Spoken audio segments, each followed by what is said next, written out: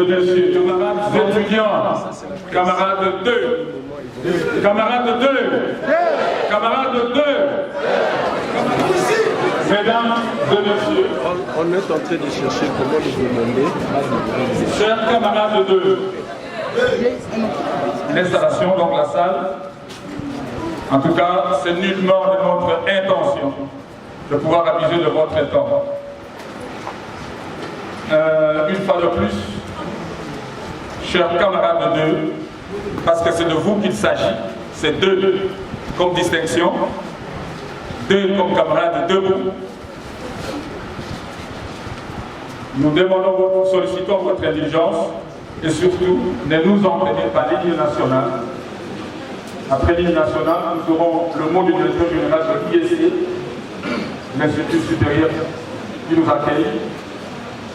Après le mot du directeur général, nous aurons la communication de son Excellence Madame la Ministre, après le Président de la République. Après la communication de Madame la Ministre, le Président de la République, nous aurons 2 exposés. Premier exposé, l'exposé du professeur Gérard Katanga sur élite, cohésion et unité nationale. Le deuxième exposé, ce sera celui du professeur Godet, actuel, sur élite, appropriation et accompagnement du programme de développement local des 145 territoires. Après ces 2 exposés, nous aurons le prénom le plus bel élan, dans la paix au peuple ardent, parlez la paix. Nous bâtirons un pays plus beau qu'avant, dans la paix citoyenne. Pardonnez l'hymne sacré de notre solidarité, fièrement saluer l'emblème d'or de notre souveraineté. Congo, nom béni Congo, désaillé Congo, au pays Congo, bien-aimé Congo. Nous peuplerons ton sol 30 juin, du 30 juin, jour sacré, sois les témoins, jour sacré de l'immortel, serment de liberté. Et nous lèverons à notre postérité pour toujours. Camarades 2, camarades 2, vous êtes à l'honneur aujourd'hui.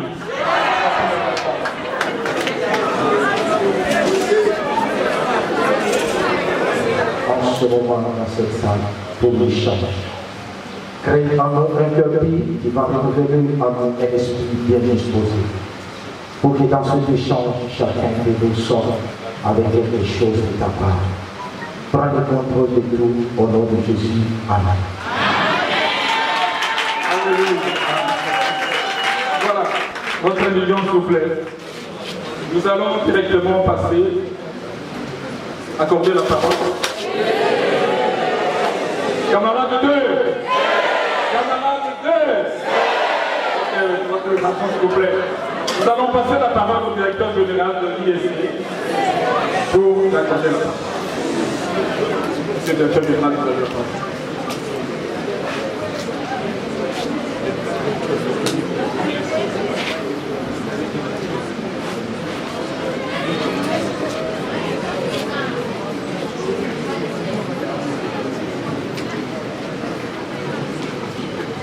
Excellence, Madame la Ministre, la moi le roi en français vous avez capable bien fait.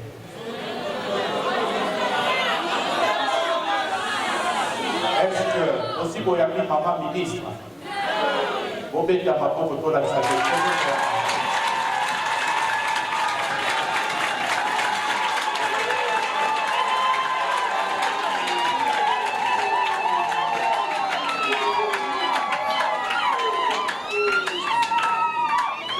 Excellence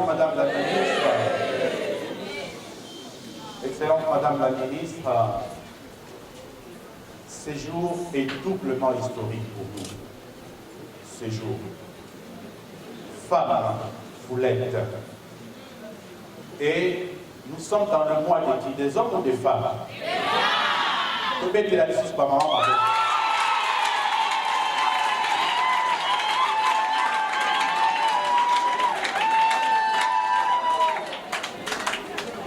Historique également pour nous, parce que moi-même, et les membres du comité de gestion, ici présents que je demande de se mettre debout, monsieur le secrétaire général à la recherche, monsieur le secrétaire général à l'administration, c'est notre première visite. Et quelle visite! Nous sommes honorés. C'est un privilège. Et recevoir également dans votre suite des distingués collègues, directeurs généraux des établissements d'enseignement public. Nous sommes flattés, c'est un privilège, ce n'est pas un hasard. Dieu avait plié c'est. Ma aussi. Ce jour, vous êtes venus, excellente Madame la Ministre, nous apporter, je vous en prie, prenez place, mes chers collègues, vous êtes venus nous apporter un message qui nous enchante. Le peu que je connais de ces programmes, les chefs de l'État, à qui je voudrais ici humblement rendre l'hommage le plus déférent, qui a eu cette vision grandiose d'amener les développements à la base. Toutes les grandes théories économiques sur le développement. Bien que s'il y a une branche de l'économie qui a fait faillite, c'est bien celle de théorie des développements. Toutes ont préconisé les développements à la base. Depuis toutes ces années, on a écrit qu'on allait commencer les développements à partir des Kinshasa, des Lubumbashi, des Kisangani, des Goma, des Bukavu, des Matadi, c'est-à-dire à partir des environnements urbains. Le chef de l'État, son Excellence Félix Antoine Tshisekedi, a compris que nous tous là, nos parents qui sont venus ici à Kinshasa, nous sommes partis de quelque part. Nous sommes partis de nos territoires. Nos grands-parents et autres qui sont à Lubumbashi sont partis d'abord des territoires. Le chef de l'État, dans sa grande vision, a dit qu'il faut faire partir le développement dans les territoires. Et lorsque les territoires seront développés, auront accès à l'eau, à l'électricité, à toutes les infrastructures, aux universités et autres, il n'y aura plus des villes comme nous en avons aujourd'hui Kinshasa. Nous avons vers 15 millions d'habitants. Comment gérer une ville de 15 millions d'habitants? Alors les campagnes sont en train de se paupériser, de se vider. Voilà l'idée. Voici le fond de l'idée. Ce jour n'est pas le mien. J'accueille et je suis très honoré au nom du comité de gestion des l'ISC. Excellente Madame la Ministre, ici il y a une grande ambition. L'ambition c'est de faire de ces joyaux de la République, de ces joyaux de l'université congolaise, l'ISC, de faire de ces lieux un haut lieu de hautes études commerciales. L'ambition est affichée, nous avons besoin de votre soutien, nous sommes assurés de votre soutien, parce que nous sommes là tous par la volonté du chef de l'État. Je l'ai dit haut et fort. Je vous en prie, je vais laisser la parole et vous dire que nous sommes vraiment joyeux de vous recevoir ici. Sentez-vous chez vous. Excellente Madame la Ministre. Nous pouvons le faire tous ensemble. Est-ce qu'on peut encore applaudir, s'il vous plaît? Camarades très bien dit. Le président de la République s'appelle Manuelina comme nom. Retenez très bien ce nom, s'il vous plaît, parce que ne venez pas de massacrer après. Elle s'appelle, elle a pour nom, Madame Manuelina. Vous voulez encore répéter? Je le répète encore. Manuelina. Est-ce qu'on peut applaudir pour ça? Poste nom, Tumba. Et prénom, Nana. Très bien. Ok. Donc je le dis, Madame la ministre prête, le président de la République s'appelle Madame Manuelina Tumba Nana. Elle est professeure, docteur en psychologie et sciences de l'éducation. Est-ce qu'on peut applaudir pour ça?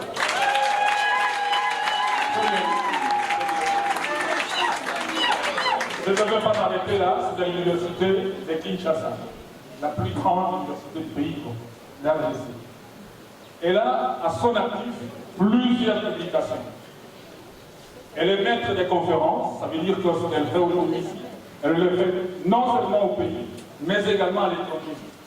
Donc, seulement de la cohésion et de l'unité nationale dans toutes ses dimensions. Cohésion et unité nationale dans toutes ses dimensions. Et sans la cohésion, il n'y a pas d'unité, donc il n'y a pas de paix. Dans ce cas, ceux qui veulent en connaître plus peuvent lire ces ouvrages à l'université de Kinshasa, la faculté de psychologie et de sciences de l'éducation, tout comme la bibliothèque aussi. Prenez les noms, recherchez, tapez sur Google, vous avez rapidement ces éléments. Je voudrais ajouter un dernier mot. Son Excellence, Madame la ministre, est mariée et mère de enfants. Okay. Même des enfants. Ses collaborateurs sont ses enfants aussi. Ah, voilà. Très bien. Ok. Excellence, Madame la ministre, je voudrais vous prier, s'il vous plaît, de prendre la parole. Bonne fête aux femmes. Merci. Et aux hommes qui ont toujours accompagné les femmes.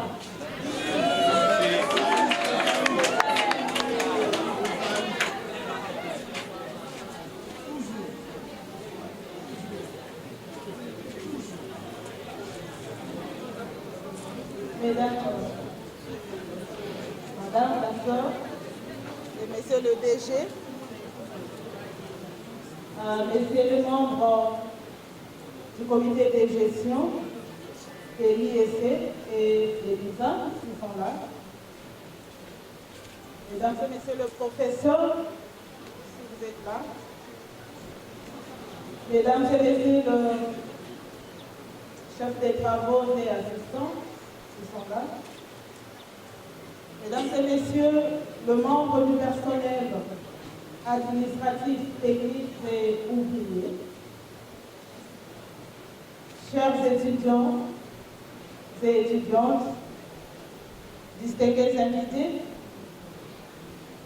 Mesdames et Messieurs, à vos titres et qualités respectifs.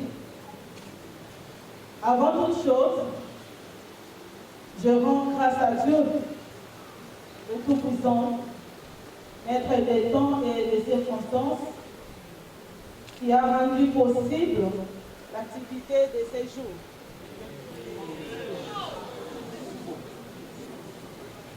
Ne me ramenez pas dans l'auditoire parce que je vous dirai votre attention s'il vous plaît.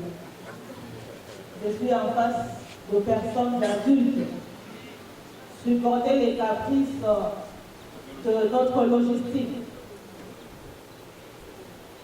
Après mon Dieu, je rends aussi un vibrant hommage au président de la République, chef de l'État, son Excellence Félix Antoine Tshisekedi Tshilombo, pour son souci permanent de pouvoir développer notre pays avec l'implication de tous. Mes remerciements vont aussi à son Excellence, Monsieur le Premier ministre, chef du gouvernement Sama Lukonde, pour son souci de matérialiser la vision du chef de l'État. Je remercie l'IEC qui nous reçoit et ses autorités, et je vous remercie pour votre patience et votre détermination à pouvoir participer à cette activité scientifique, mais aussi politique. Ministre auprès du président de la République, j'ai entre autres comme attribution celle d'assister le président de la République, chef de l'État, dans sa mission de renforcement de l'unité et de la cohésion nationale. Sur son instruction personnelle, une série d'activités a été programmée sous mon autorité destinée à renforcer le lien de solidarité, de convivialité et concorde mutuel entre les fils et filles de la République. L'objectif poursuivi dans cette série d'activités est celui de révéler la conscience collective autour de responsabilités qui incombent à chacun de nous, là où il se trouve établi dans les organisations tant publiques que privées face aux exigences de la construction d'une conscience nationale. Ces conférences, appelées élites, sont conçues dans les soucis de réveiller l'attention des élites du pays sur leur rôle et surtout leur responsabilité dans le processus de développement national. Le terme élite doit être compris ici dans toute son extension, c'est-à-dire le meilleur de la société dans tous les secteurs d'activité sociale. Les universités ont été retenues, en plus d'autres structures, comme cadre de regroupement des élites du pays, à cause de leur vocation traditionnelle à produire la connaissance indispensable pour la marche des sociétés humaines. Nous devons donc, pendant ce cycle de conférences appelé élite, produire la connaissance nécessaire pour encourager l'action du gouvernement dans la mise en œuvre de son programme sous le leadership du président de la République, chef de l'État. Les conférences aux élites seront organisées à travers tous les territoires nationaux, dans les établissements d'enseignement supérieur et universitaire, établis dans les chefs-lieux des provinces, prises dans la configuration d'avant le découpage territorial actuel, compte tenu de multiples problèmes de viabilité et d'infrastructures que connaissent encore actuellement les nouvelles provinces issues de la Constitution du 18 février 2006. Deux thèmes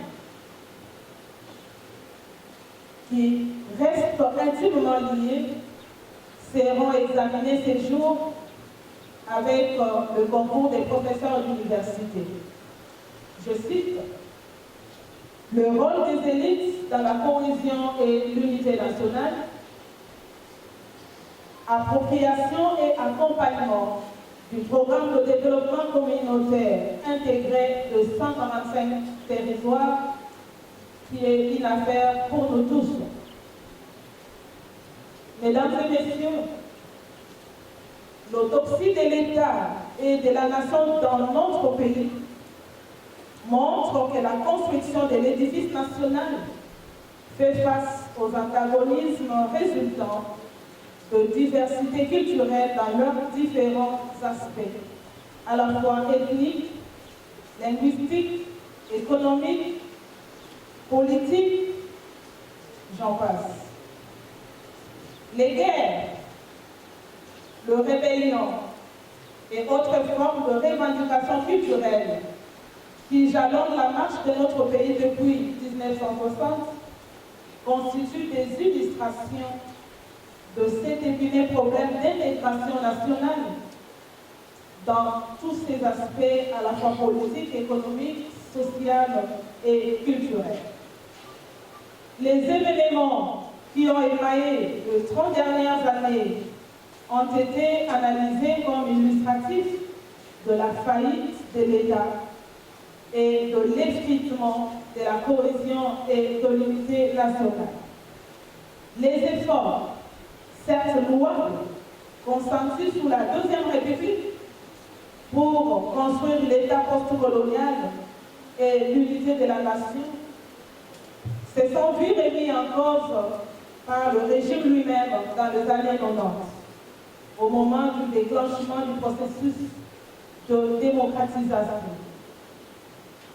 Il n'en est secret pour personne que la Deuxième République a légué à la Troisième un État effondré et une nation en proie à la délinquance, dont les principales facettes sont notamment la crise d'identité, la crise de participation, la crise d'intégration et la crise de distribution. Dans notre démarche, le message de cohésion et de l'unité nationale qui s'inspire de la vision du président de la République, chef de l'État, est véhiculé en fonction des catégories sociales en présence. Selon que l'on est en face des élites ou de la masse populaire, le message est le même.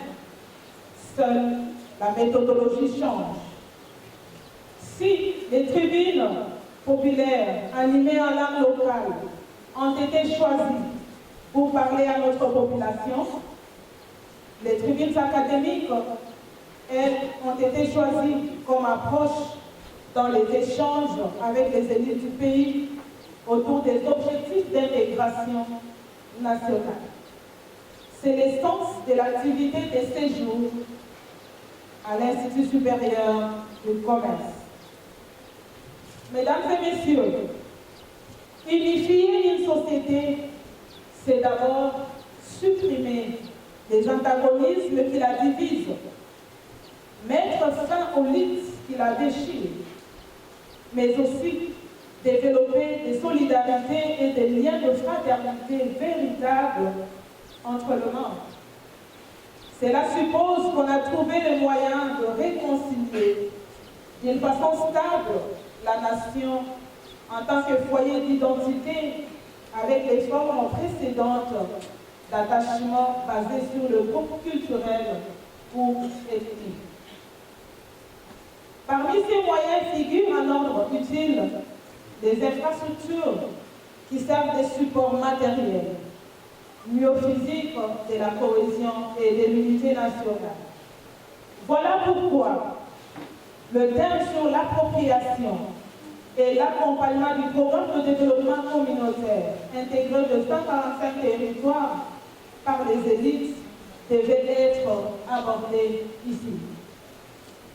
Je remercie les organisateurs de la conférence pour la pertinence des thèmes choisis.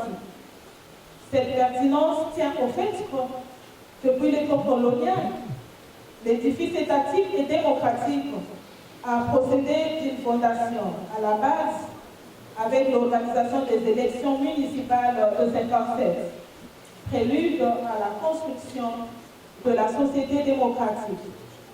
Mais l'expérience de la démocratie dans notre pays reste confrontée à des défis multiples, notamment ceux liés aux infrastructures adéquates, surtout dans l'arrière-pays, ce qui complique davantage la mise en œuvre des différentes politiques publiques, tant en milieu urbain que rural.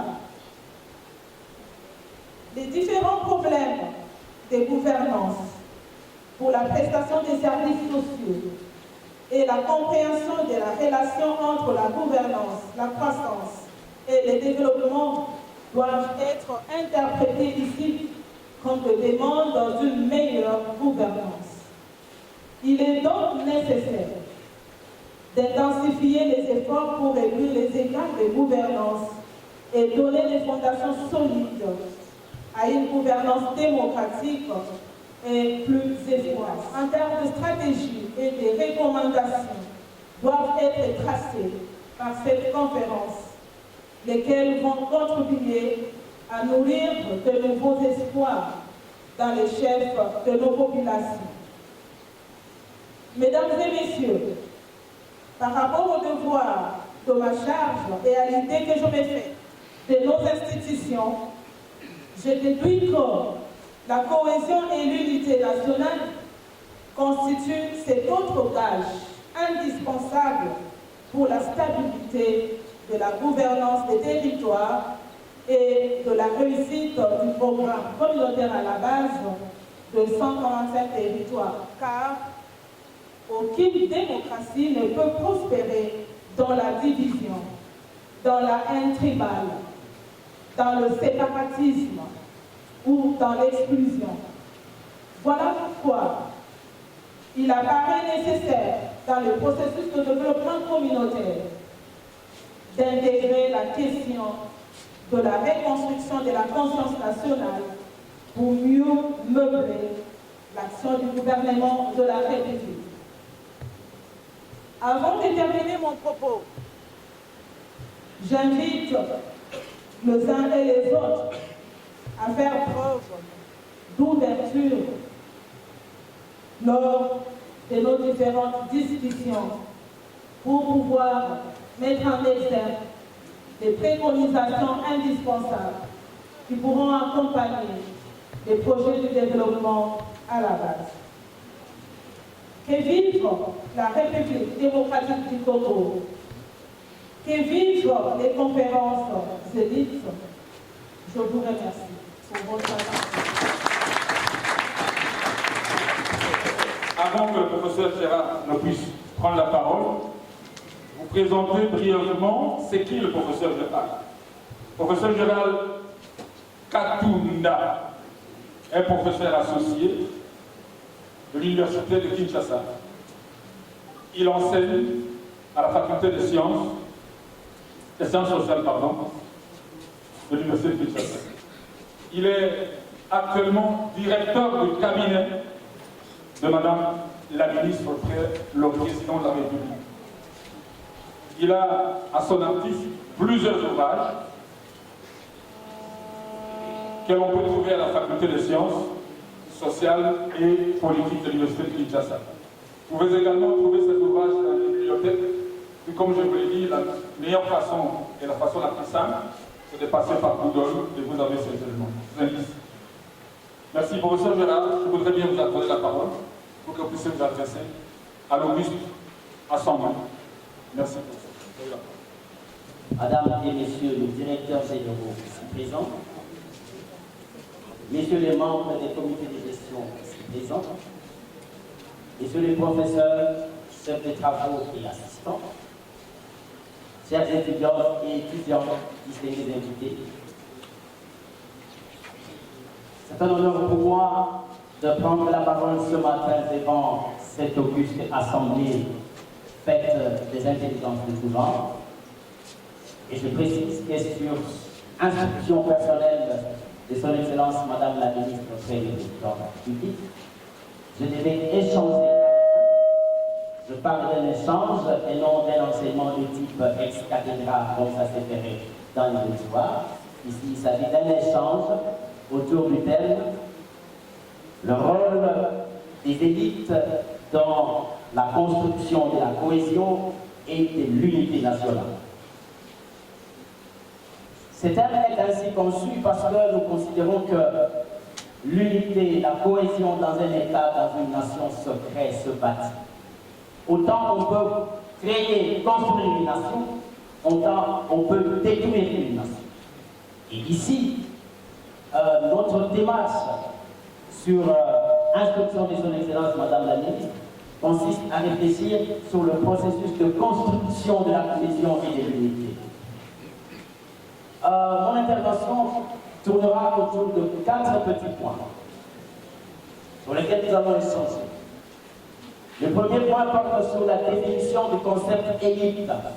Quand nous parlons des conférences élites, comme l'a bien précisé son Excellence Madame la Ministre, il s'agit des conférences qui sont organisées à l'attention d'une catégorie sociale qu'on appelle élite.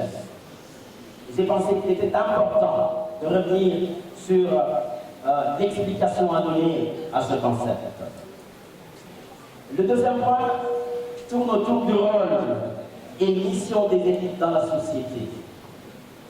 Le troisième point parle de l'état des lieux de l'élitisme en République démocratique du Congo.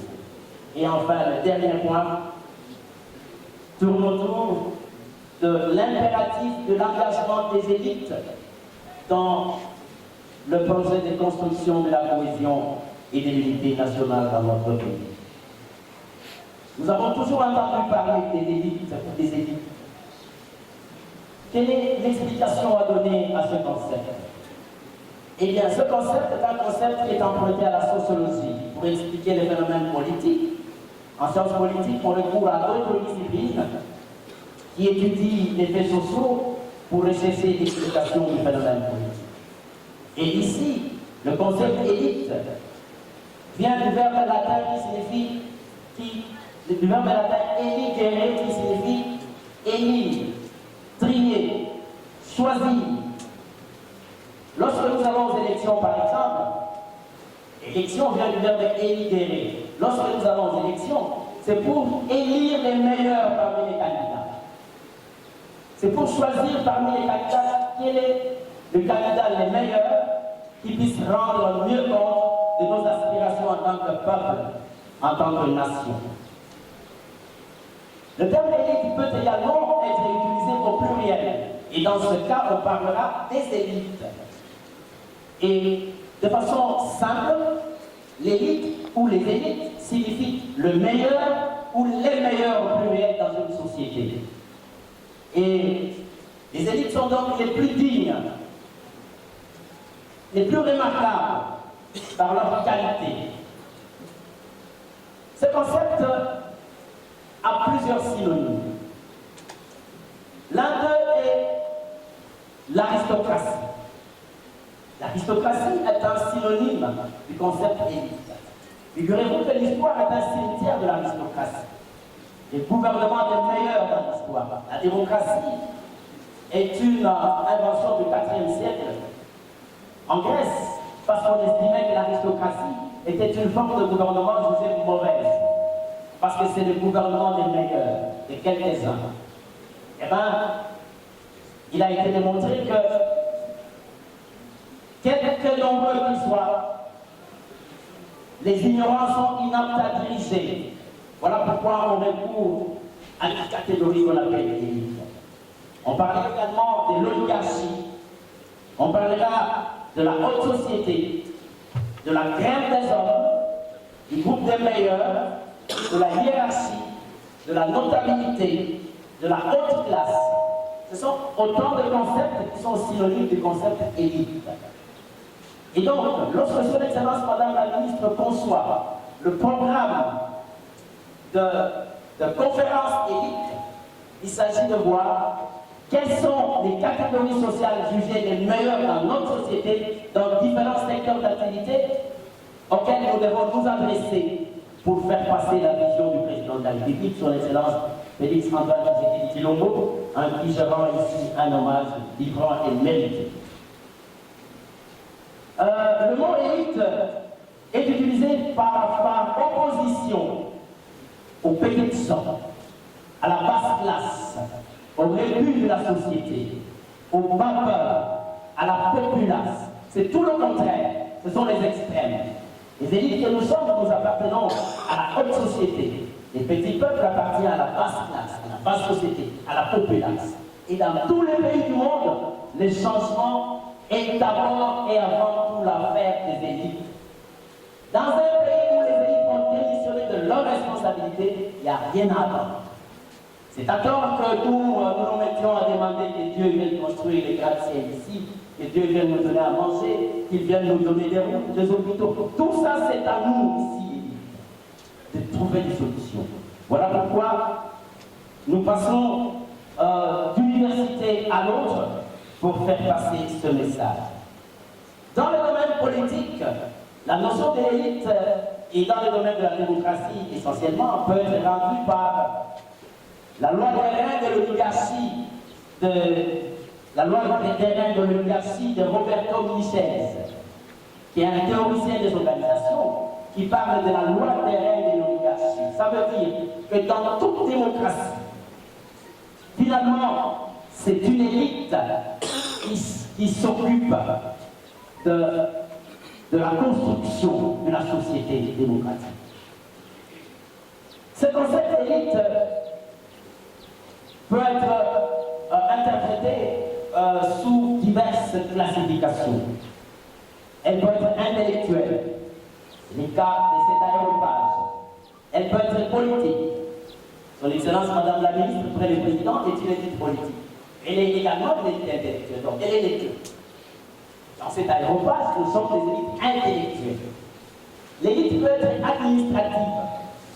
Il s'agit de tout le personnel de l'administration de l'État. Ce sont des élites administratives. Elles peuvent être commerçantes, entrepreneuriales, managériales, technocratiques, militaires, économiques, culturelles, artistiques, religieuses, scientifiques. Et dans les domaines militaires, on parlera par exemple de tireurs d'élite, des sergents d'élite. Quand on dit c'est un tireur d'élite, ça veut dire que c'est parmi les meilleurs des tireurs. Un sergent d'élite. Le deuxième point, c'est autour du rôle et des missions du concept d'élite. Je vous l'ai dit, les élites sont les agents de changement social par excellence. C'est à nous, élites, qu'elle est la mission de changer notre patrie, notre pays. Prétendre le contraire serait tout simplement une absurdité. Vous allez regarder dans l'histoire, vous allez trouver que le changement politique, économique, observé dans toutes les sociétés, sont toujours l'affaire des élites. Et les exemples sont légion pour le démontrer. Je voudrais ici préciser une chose. Le concept d'élite appartient à ce qu'on appelle les minorités sociales. Les élites sont toujours le petit nombre. Ce sont des minorités. Si vous regardez en termes de proportion entre nous qui sommes ici dans cette salle, qui avons été à l'école, qui avons des diplômes, et ceux qui n'ont pas été à l'école et qui n'en ont pas, vous allez voir le rapport, c'est une infime partie par rapport à la grande majorité de la population analphabète. À tout le monde, ce sont ces élites qui sont à la base des changements sociaux. Donc l'élite est un concept qui appartient aux minorités sociales. Vous n'avez qu'à voir dans l'histoire du monde comment les élites ont été à la base des changements. Je prends l'exemple de notre pays ici. Nous parlons des pères de l'indépendance en 60. Et ce sont des élites. C'était des gens qui avaient à peine appris à lire et à écrire. Ce sont ces gens-là qui sont allés discuter à la table ronde en Belgique en 60, en janvier 60, en table ronde économique, politique. Les autres les attendaient ici. Parce qu'on ne pouvait pas discuter des questions politiques de grande envergure, des questions économiques de grande envergure, si on ne connaît pas ce qu'est la politique. Malheureusement, en 60, ils sont très peu nombreux. Bon, je ne sais pas, peut-être 5-6 professeurs en 60, si pas moins. Et les quelques élites que nous avions, c'était juste des gens qui étaient formés juste à connaître les éléments rudimentaires de la connaissance. Comme on va le voir, c'était des EAP, des gens qui ont fait 2 ans post-primaire, c'était des gens sortis de l'école moyenne, 4 ans post-primaire. Ce sont ces gens qui ont fait la tête face aux Belges, à Bruxelles pour discuter. Et leurs noms sont connus. Les Lumumba, les Kassaboukou, les Théopascal Tatou, les Antoine Mizela, les Bisikirou, les Charles Chamora, les Bonikango, leurs noms sont connus. Les pères de l'indépendance. C'est une élite qui a donné l'indépendance à ce pays. Quand vous regardez dans l'histoire de la France, j'aime bien ce pays, quand vous regardez dans l'histoire de la France, vous allez vous rendre compte que les merveilles que nous sommes en train d'admirer aujourd'hui dans cette société, terre d'égalité, des libertés, des fraternités, des droits de l'homme, nous sommes émerveillés de voir la qualité de la vie dans ce pays. Les Congolais sont prêts à vendre leur maison pour aller habiter à Paris ou à Bruxelles. Mais vous oubliez que c'est le travail de leurs élites. La France a connu une période pareille à celle que nous connaissons ici au Moyen-Âge. Il a fallu le siècle qu'on appelle les Lumières, les siècles des Lumières. Les gens comme les Montesquieu, les Diderot, les Richelieu et les autres, qui sont venus apporter une connaissance nouvelle pour montrer aux gens que la responsabilité nous revient dans le processus du développement national. Voilà pourquoi les Lumières ont fait changer la courbe de cette histoire. À partir des Lumières, les gens ont pris conscience de leur responsabilité, jusqu'à ce que la France ait cette élite. La question qu'il faudra se poser à la fin de mon intervention, c'est de savoir qu'est-ce que nous faisons, nous, en tant qu'élite. Et on m'a dit qu'il n'y a pas assez de temps. Le troisième point, c'était relatif à l'élitisme congolais. Et là, j'aurais pu vous dire que pendant la colonisation, le colonisateur ne voulait pas de la formation. Parce que le principe était pas d'élite, pas d'anonyme. Il fallait étouffer la formation. Il fallait attendre 1946, après la Deuxième Guerre mondiale et les gouvernements que le monde a connus, l'avènement du gouvernement libéral de Buisseret, là où il est ministre des colonies, pour précipiter la formation et la connaissance. Donc, la question sur laquelle je vais chuter, parce qu'on dit que je n'ai pas assez de temps, c'est de savoir, nous, en tant qu'élite dans cette salle, qu'est-ce que nous faisons pour aider notre pays, notre nation, notre gouvernement à s'élever, pour aider à la cohésion et à l'unité. Parce que nous sommes les miroirs de la société, les exemples à suivre, les phares de la société. Nous avons pignon sur rue, notre parole compte, mais qu'est-ce que nous faisons pour aider Son Excellence, Monsieur le Président de la République, chef de l'État, à réussir son projet de la cohésion et de l'unité. Excellence, Madame la Ministre, Messieurs les membres du comité des questions, professeurs, chefs d'État et assistants, je vous remercie. Indispensable pour la construction d'une nation. La jeune dame qui a voulu recueillir l'anonymat de l'État me dit ceci, que deux ingrédients indispensables, très bien, chers étudiants, c'est vraiment l'élite, et ça nous complément quand même dans une salle, et ça on vous remercie. Vous en remercie. Nous passons au deuxième exposé. Mais comme une fois de plus, avant de passer à cet exposé, j'aimerais vous poser deux petites questions également pour résumer le message du professeur Gérard. Quelle est la vraie signification de l'élite? Si vous avez la petite réponse, vous pouvez bien me l'envoyer et on lira ça. Quelle est la vraie signification de l'élite? La deuxième dernière question, quelle est la responsabilité? Quelle est la mission de l'élite pour la construction de la nation? Quelle est la mission? Quelle est la responsabilité de l'élite pour la construction de la nation? Voilà. Nous passons au deuxième exposé. Le professeur Godet. Professeur Godet, peut-être que vous voulez présenter le professeur Godet. Oui, moi je suis milite, il est temps de le trouver de nom. Voilà. Professeur Godet Achoa. Je ne sais pas si j'ai massacré votre nom, professeur. Territoire. Professeur Godet, vous avez la parole.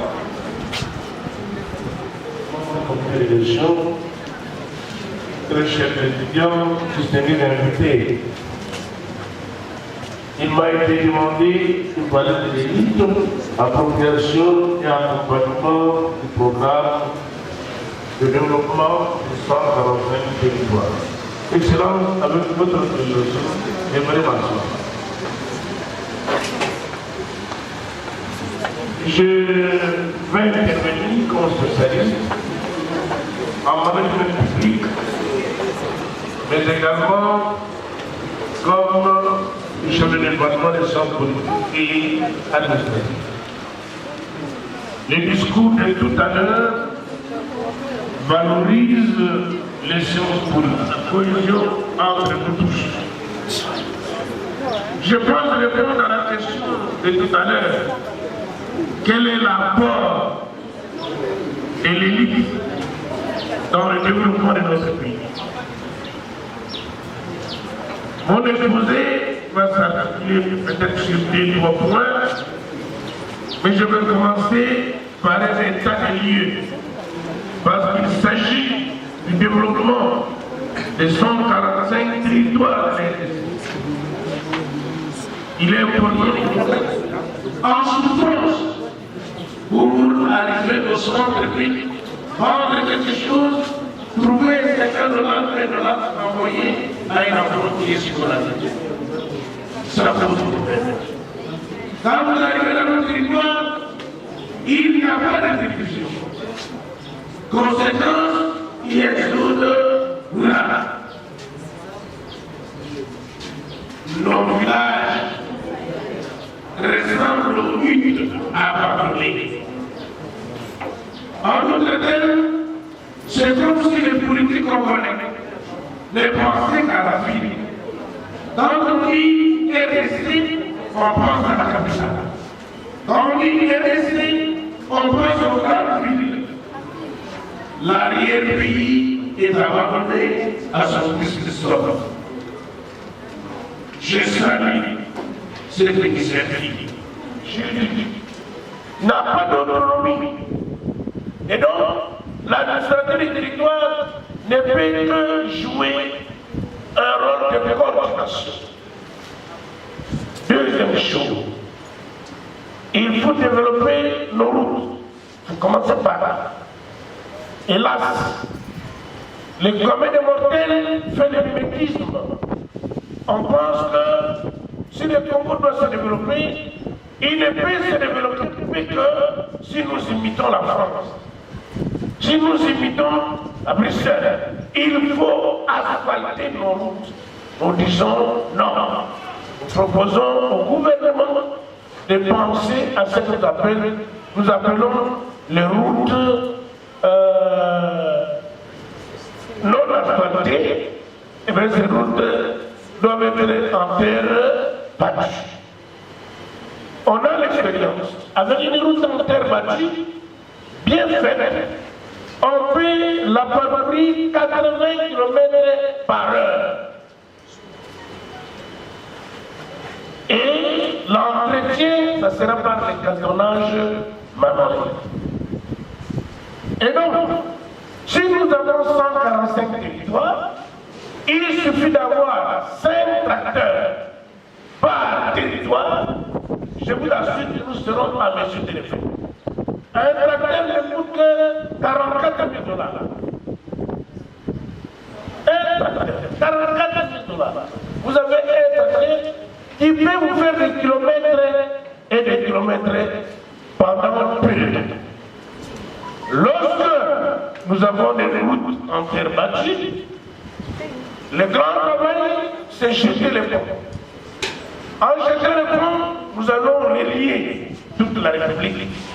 Cette opération peut se faire en 8 mois. En 8 mois, on peut terminer. Qu'est-ce qu'il faut encore? Les villageois, les ruraux, ne vivent pas comme nous. Qu'est-ce que les ruraux cherchent? C'est juste vendre ces marchandises, ces produits agricoles. À ce moment-là, au niveau des chefs-lieux, des entités territoriales décentralisées, quels sont notamment le chefferie et le secteur, on peut construire les greniers agricoles. C'est-à-dire quoi? Si les produits viennent de nos villages, que tous ces produits soient canalisés vers les chefs-lieux du secteur ou de la chefferie. La chefferie aura pour rôle d'emmagasiner les produits manufacturés en échange avec les produits agricoles, et après cela, tous ces produits peuvent être acheminés vers les grands centres commerciaux. À ce moment-là, les ruraux pourront voir les résultats. Comme nous avons des huttes dans nos villages, en milieu rural, allons aussi d'abord avec des constructions des maisons semi-durables. Comment cela peut se faire? L'État doit pouvoir procéder à un regroupement des villageois ou des ruraux à ce qu'on appelle coopérative. Lorsque vous mettez ensemble les ruraux, vous les regroupez sous forme de coopérative, eh bien, ces frères et sœurs sont capables de travailler, produire beaucoup, et en échange, vous les faites de maison. Ce n'est pas l'État. Aujourd'hui, on parle de partenariat public-privé. Même les privés peuvent s'associer et le faire. Qu'est-ce qu'il faut encore faire? Il faut qu'au niveau des instances qui s'occupent du développement des 145 territoires, il faut qu'il y ait la production de ce que nous appelons en aménagement du territoire la classe du développement. Ça fait que les collègues voisins de l'autre côté a parlé du développement. je voudrais vous illustrer, faire une illustration.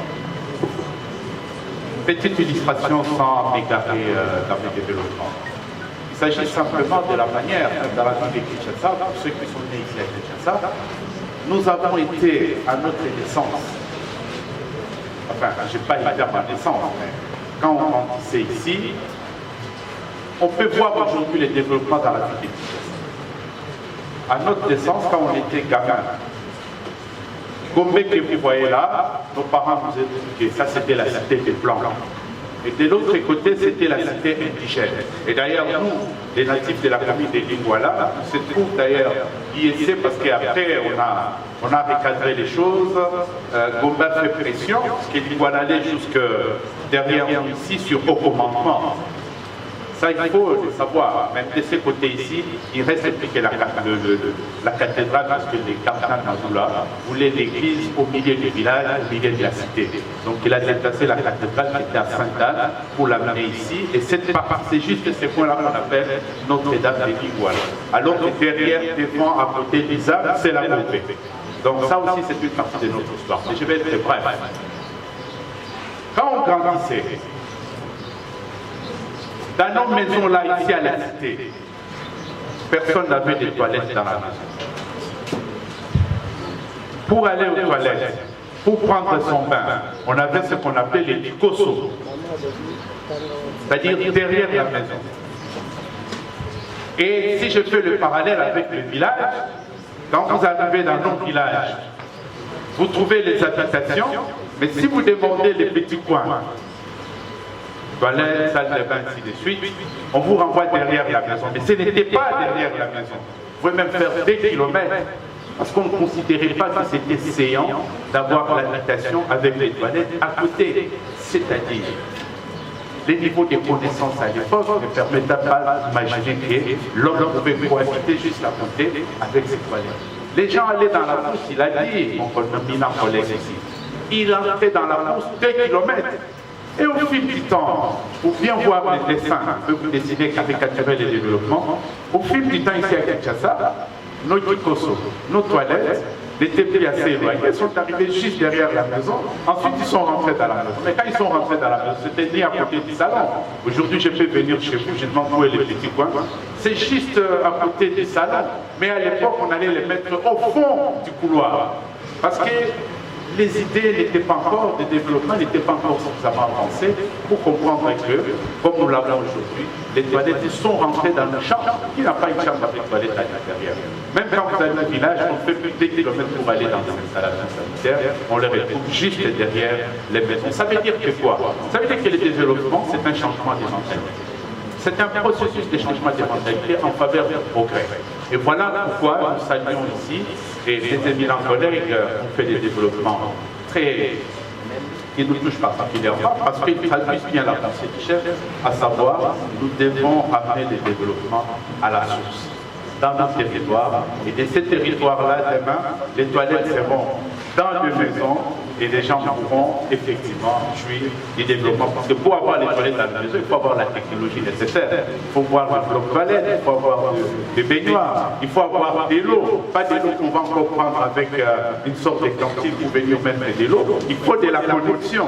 Il faut une source qui produit de l'eau et qui distribue de l'eau dans nos territoires. Ainsi qu'on passera dans les territoires, on va pouvoir, si quand on va vers le Bandou, le Bas-Congo, vous voyez les autorités partir et derrière eux, vous avez des staffs qui amènent, qui motopompent, qui groupent l'électrogène, parce qu'ils savent que là où ils vont plus affronter les réalités tristes de notre sous-développement.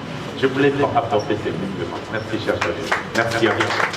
Ils ont été tellement clairs et brillants que nous rêvons tous de voir se réaliser ce beau projet de développement de 145 territoires.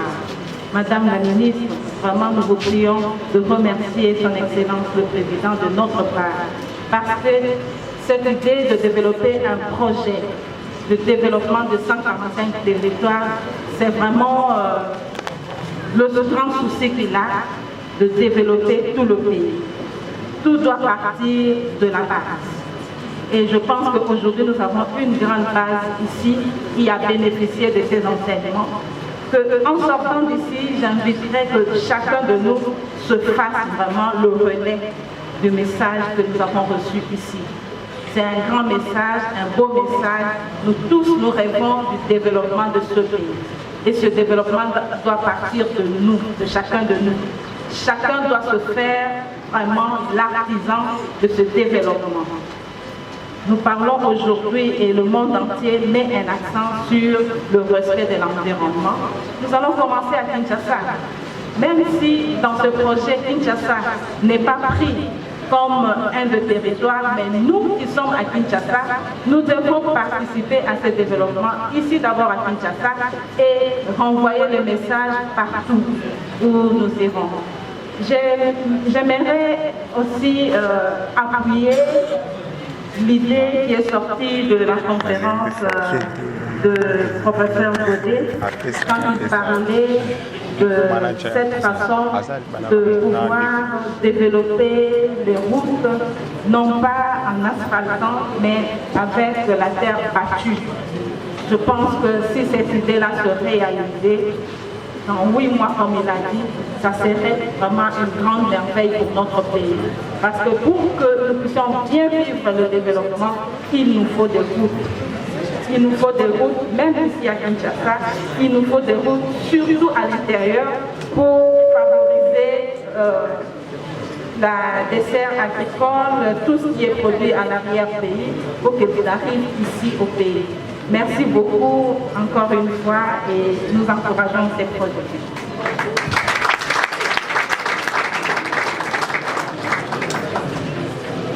Nous passons à l'ISC souple. 2 intervenants, très rapidement.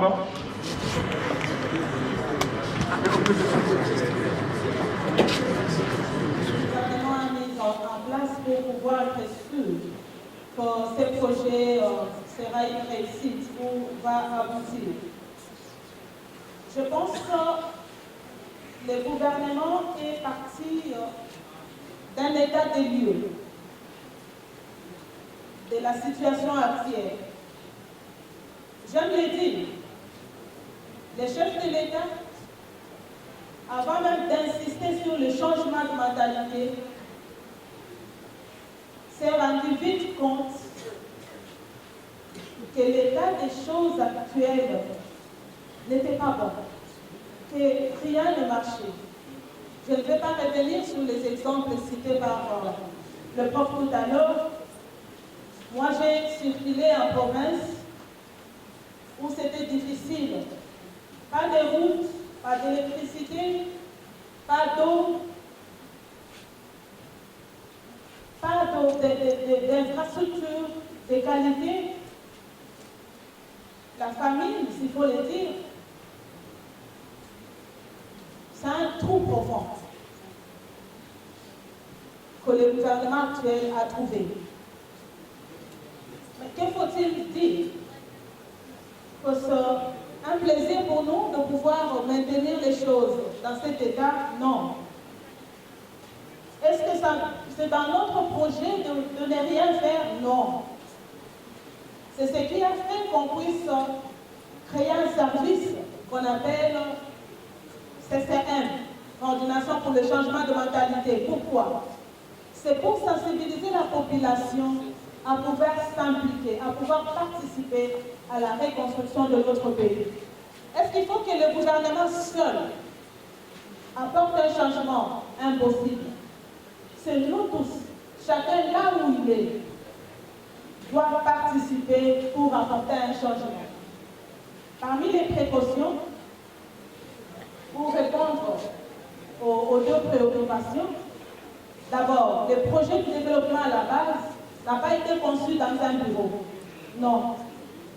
Ce sont des projets qui sont venus de différentes provinces. Et quand sont venus d'une province, on suppose que le secteur a envoyé des éléments au niveau du territoire, et le territoire a envoyé au niveau de la province, et la province amène au niveau national. Tous les documents exploités pour mettre au point ces projets sont venus de différentes provinces. Donc, je le dirais, c'est tiré à la base. Ça répond aux besoins de la population. Là, vous pouvez en être sûr. Et deuxièmement, qu'est-ce que nous avons mis comme précaution? Parmi les précautions, vous verrez que ce n'est pas seulement au ministre sectoriel de pouvoir gérer les projets. C'est tout un réseau, des gens qui doivent travailler ensemble, réfléchir ensemble, se surveiller, en quelque sorte, pour qu'il y ait moins d'erreurs. Deuxièmement, ce sont des agences qui financent et qui gèrent les projets. Et ces agences doivent rendre compte. Et nous pensons qu'avec ça, ça va réduire le problème de détournement. Troisièmement, c'est ce que nous sommes en train de faire maintenant. Éveiller la conscience de tout le monde à pouvoir s'approprier les projets et accompagner les projets. Parce qu'il faut déjà se poser la question de savoir, est-ce que c'est tout le monde qui est au courant que le gouvernement a mis au point un projet pour développer nos territoires? Ou ce sont les députés, candidats ou individus qui vont accompagner ces projets et se faire passer comme si c'était leur rapport ou leur campagne? La population tout entière doit savoir que c'est le programme du gouvernement. Que ce soit Nana qui apporte ou Y qui amène, ce n'est pas mon argent, ce n'est pas mon projet, c'est le projet du gouvernement. Deuxièmement, la population a l'habitude de dire ils ne s'intéressent pas. On doit inciter la population à s'ingérer, à s'intéresser, à contrôler. Parce que c'est pour eux que ces projets sont les bénéficiaires. C'est d'abord la base. Et cette base doit être impliquée. Il y a des gens qui pensent qu'organiser des conférences, des campagnes, en train de réfléchir sur ça, c'est une perte de temps. Non. Si le bénéficiaire ne sont pas au courant que c'est les chefs de l'État et les gouvernements qui apportent ces soucis, ils vont attribuer ces réalisations aux individus. Et s'ils ignorent cette réalité, ils ne seront pas capables de pouvoir nous faire rapport. Notre souci, c'est d'intensifier. Nous avons commencé à Kinshasa parce que l'élite, le plus grand pourcentage est ici. C'est ici que nous aurons des préconisations, des recommandations sur comment aider la population à la base à accompagner ces projets. Au besoin, quand nous serons sur le terrain, nous allons laisser des structures, des points focaux, qui nous donnent des informations en temps réel sur quel projet a commencé, parce que l'argent est sorti. Est-ce que c'est en train d'être exécuté? Qui exécute? Comment il exécute? Avec quoi? Et les informations comme ça réduisent un peu la manœuvre de pouvoir décoller. Je pense que tous ensemble, parce que je ne vais pas m'étaler là-dessus, tous ensemble, nous avons le devoir. Pourquoi vous? Parce que chacun de vous provient d'un territoire fréquent. Chacun de vous communique avec l'intérieur. Chacun de vous, si pas par téléphone, par réseaux sociaux ou en présentiel, peut passer le message pour demander à la population, parce que c'est la population qui, par moment, encourage de mauvais comportements. Vous ne dénoncez pas le mal. Ça s'arrête à murmurer. Et le voleur ou ceux qui détournent continuent. Mais cette fois-ci, c'est à nous tous de pouvoir accompagner les projets, sachant que c'est mon projet, c'est ton projet. Parce que si nous disons que c'est les projets du gouvernement, c'est les projets de l'autre, mais qui est bénéficiaire? C'est nous tous. Voilà ce que je peux donner comme élément de réponse, tout en résumant que les stratégies sont mises au point, entre autres ce que nous faisons maintenant, et puis que le projet lui-même est le fruit des idées venues de la base. C'est une intervention fonctionnelle, comme les pédagogues le disent. Ça répond à un besoin quelconque pour satisfaire la base. Voilà, merci.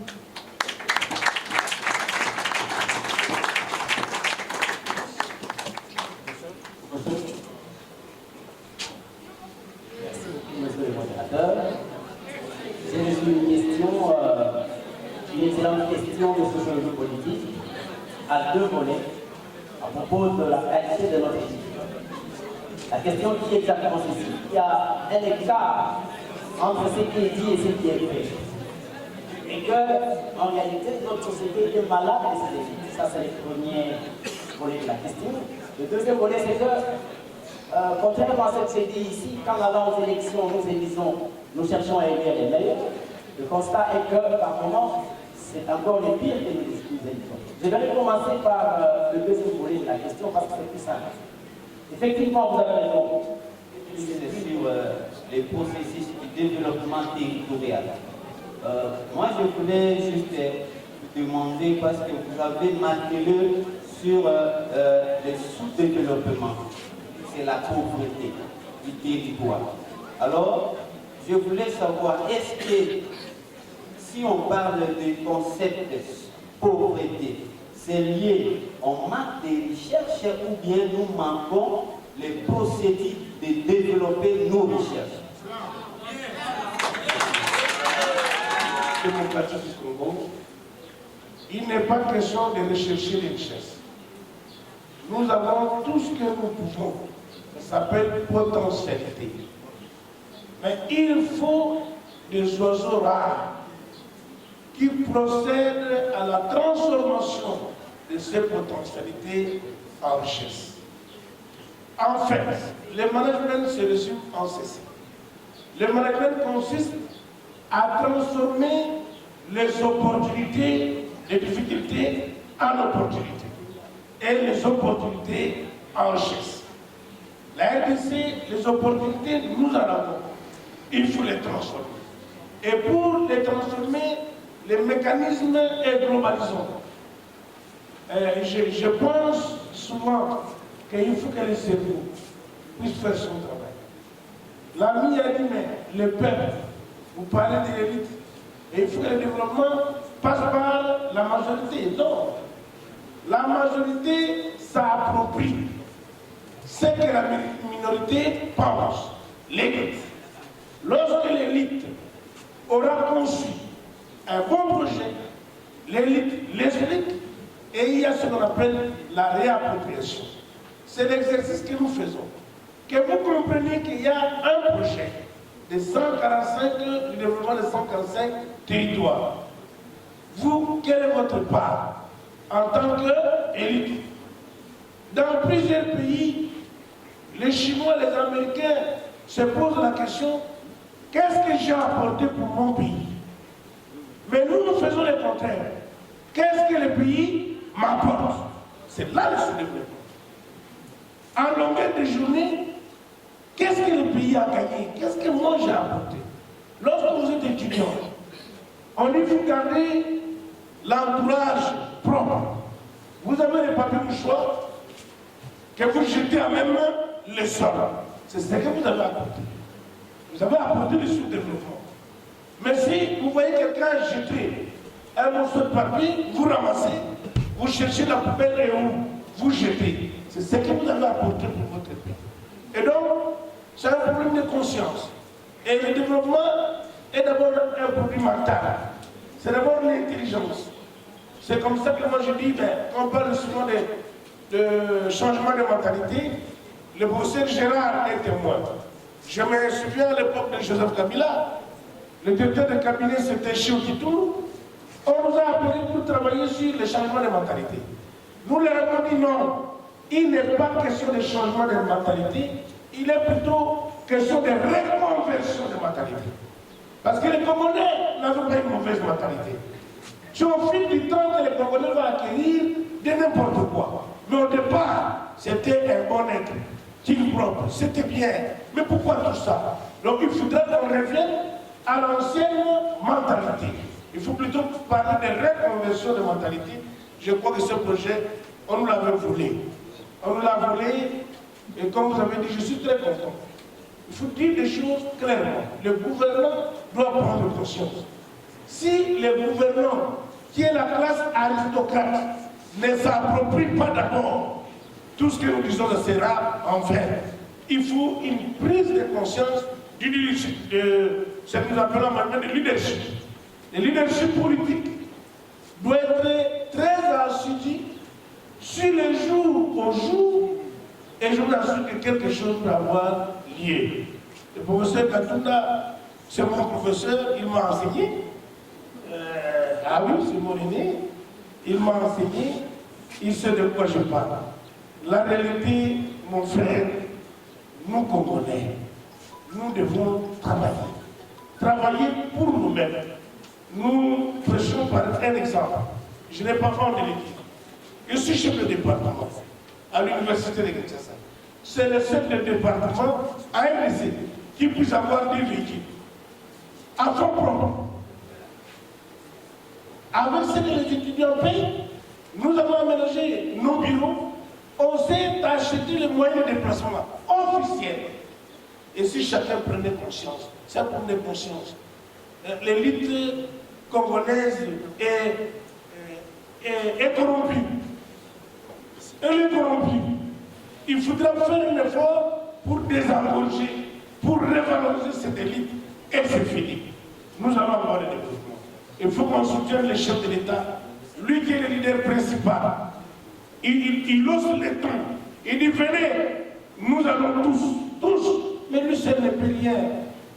Comme a dit ma soeur, il faut que la population se l'approprie.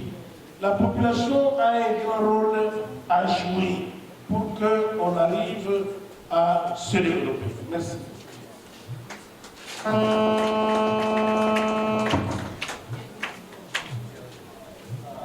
Dernier lieu, la parole à son Excellence Madame la Ministre pour clôturer. Pour un mot de affaires, je vais mettre la parole à Monsieur le DG, directeur général de l'ISI, qui nous a accueillis. Juste un petit mot, Monsieur le DG. Je ne suis ni sociologue, psychologue, ni encore mon ami politologue, mais il y a une fascination lorsque j'entends souvent dire, et nous devons prendre conscience de ça, puisqu'on s'adresse à l'élite congolaise, que la démocratie, c'est la dictature de l'élite. Ne l'oubliez jamais, la démocratie, c'est la dictature de l'élite, puisqu'il appartient à l'élite d'éclairer la nation. La fin par rapport à notre activité d'aujourd'hui, parce que nous reviendrons toujours, si Dieu le permet. Pour finir, moi, j'aimerais résumer tout ce qu'on a dit en quelques points. Premièrement, l'état des lieux de notre pays. Un pourcentage élevé démontre que nous sommes dans des négatifs. Deuxièmement, qu'est-ce que nous voulons? Nous voulons nous développer, nous voulons changer, nous voulons bien vivre. Léguer à nos générations futures un pays développé et digne. Et qu'est-ce qu'il faut pour obtenir ce que nous voulons? Nous devons commencer par la prise de conscience. C'est ce que nous avons fait tout à l'heure. Nous avons tous réalisé qu'il y a à faire. Et nous devons changer. Changer veut dire cesser de faire ce qui n'est pas bien et faire ce qui est bien. Ce qui va aider à ce que notre pays se développe. C'est les changements positifs que nous recherchons. Parce qu'on peut changer de bien à mal. Le changement que nous recherchons, c'est celui qui va de mal en bien pour développer notre pays. Et je voudrais rappeler qu'il ne faut jamais oublier le principe de résistance au changement. Tout changement n'est pas facile. Il y a toujours résistance au changement pour diverses causes planifiées. Cette théorie explique ce qui nous pousse à poser un acte, ce qui nous pousse à agir. Il y a beaucoup d'éléments qui entrent en jeu pour que la personne change, pour que quelqu'un se comporte. Premièrement, c'est notre attitude face au changement. Est-ce que nous voulons changer? Est-ce que notre attitude est positive au changement? Derrière cette attitude, il y a d'autres éléments. Par exemple, la norme subjective, la société, l'environnement. Est-ce que notre environnement est favorable au changement? Est-ce que notre environnement nous encourage à changer? Ou c'est un environnement qui croise les bras et dit on va voir ce qu'ils vont faire? Et les gens pensent que si les gouvernements échouent, c'est ce que le gouvernement a échoué. C'est tout le monde qui a échoué. Il y a aussi les moyens. Par rapport à ces projets, les moyens sont là.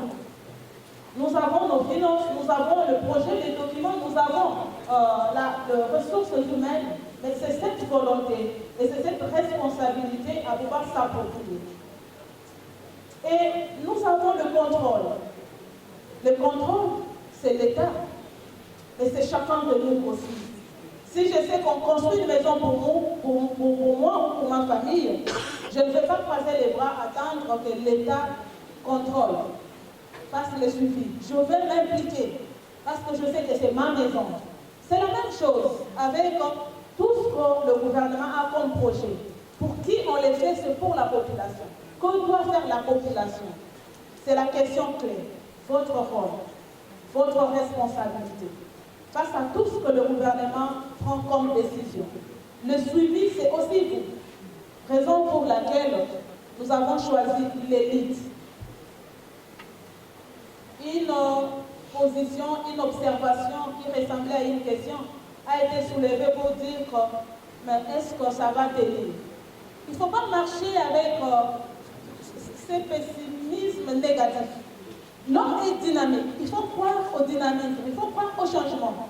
Est-ce que ça va marcher? Oui, ça va marcher. Moi, je ne dois pas me mettre à douter que ça ne marchera pas. Pourquoi? Parce que la volonté politique est là. Et c'est à la population de se joindre à cette volonté politique pour que tous nous puissions agir ensemble. Je ne vais pas donner cours, je m'arrête là. Chacun de nous, en tout cas chacun de nous, de pouvoir résumer ce que la vie attend aujourd'hui. Et surtout de s'activer à devenir l'élite, le meilleur dans son domaine. Ça va? Nous voulons bien vous remercier, Excellence, Madame la Ministre. Au nom de l'Assemblée, je m'incline pour l'initiative que vous avez prise, qui est une très bonne initiative, on l'attend. Peut-être que le directeur général, il est là même bien résumé. Et à tout honneur de tout Seigneur, il y a toujours un début et une fin. Ici, nous arrivons en tout cas à la fin de notre séance d'aujourd'hui, donc activité d'aujourd'hui, comme l'a dit, avant de pouvoir, nous allons nous lever pour l'hymne national.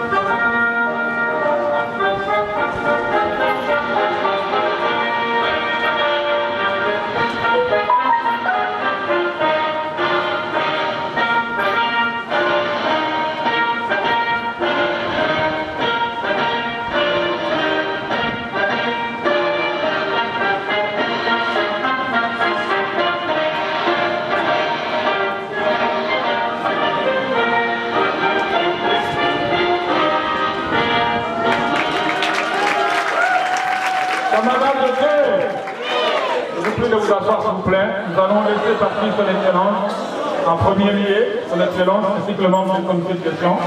Et puis après, on sortira bas par bas. Pour éviter le bousculade, s'il vous plaît, je vous prie de vous asseoir. Je vous prie de vous asseoir, s'il vous plaît.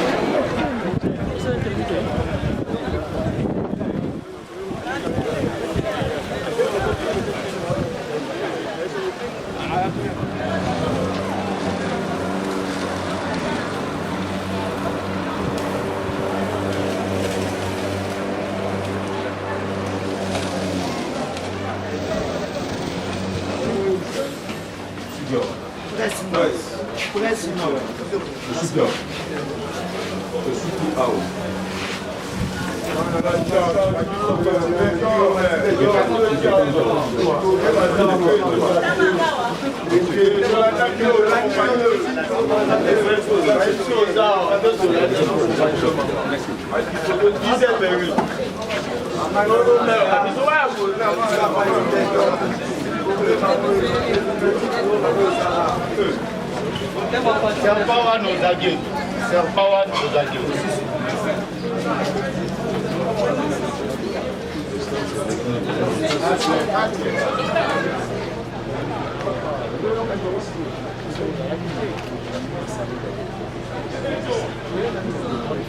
Ossia Maëlle, Maman Nana, Charles, Lissou Apati Bédon.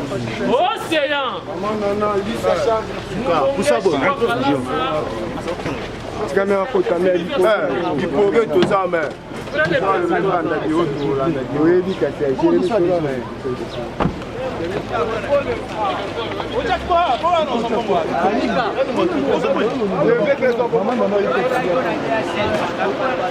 étudiants, camarades 2, camarades 2, camarades 2, camarades